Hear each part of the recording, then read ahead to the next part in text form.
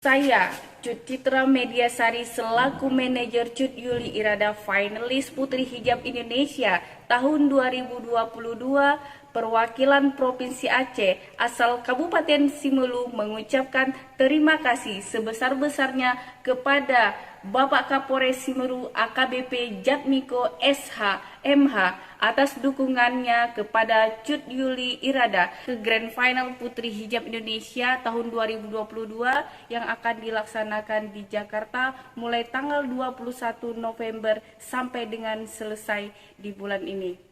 Sekali lagi kami ucapkan terima kasih kepada Bapak Kapolres Simelu atas partisipasi dan dukungannya. Selamat sehat menjalankan tugas. Semoga selalu dalam lindungan Allah Subhanahu wa taala.